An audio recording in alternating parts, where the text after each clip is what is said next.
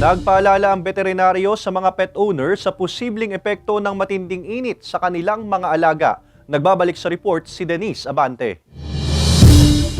10 aspin at mahigit 5 pusa ang araw-araw na pinaliliguan at inaalagaan ng residenteng si Judith sa kanilang bahay sa Barangay Lumbang, Lipa City. 10 minuto na pagbababad daw sa tubig ang nakagawian ng kanilang mga alaga simula nang maramdaman ang matinding init ng panahon. Nilalagyan na rin niya ng yelo ang inuming tubig ng mga ito para raw mas maginhawa. Bukod daw kasi sa tao, ramdam na rin ng mga alaga ang matinding init ng panahon. Sa panahong ito, sobrang init. Malamang po sa ang mga aso ay makaranas ng mga heat stroke. Alaga mo ay talagang kailangan talaga na responsable ka bilang pet owner. Sa tala ng Pag-asa, 41 degrees hanggang 42 degrees Celsius ang forecasted heat index ngayong araw sa Batangas. Pasok na ito sa kategoryang kinakailangan ng extreme caution o matinding pag-iingat, lalo kung lalabas ng bahay at matagal na ma-expose sa matinding sikat ng araw. Kaya bukod sa pag-iingat sa sarili, ipinapayo rin ng Lipa City Veterinary Office ang pagtutok sa kalusugan at pangangalaga ng mga alagang hayop. Una po ay dadalhin ninyo ang inyong mga alaga sa isang comfortable, malamig na area ng inyong lugar o ng inyong bahay. Provide liquids o tubig na malinis at saka sapat.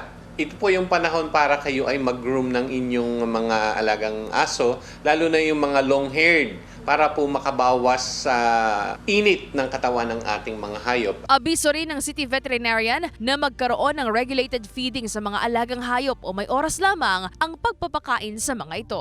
Dahil tayo'y kumakain ng pagkain and it produces energy and energy produces heat sa ating katawan, itatiming po natin ang pagpapakain ng ating mga alaga sa medyo malamig o huwag yung masyadong mainit na panahon pakainin kasi it increases heat po ng yung temperature ng body nila. Ayon sa City Veterinary Office, wala pa silang naitatalang kaso ng heat stress at heat stroke sa mga alagang hayop. Bagamat may pangilan-ngilan daw silang nakikita sa social media, hindi ito ibinibilang na opisyal na ulat sa kanilang opisina. Ang official reports kasi yung mga dumadaan sa laboratorio.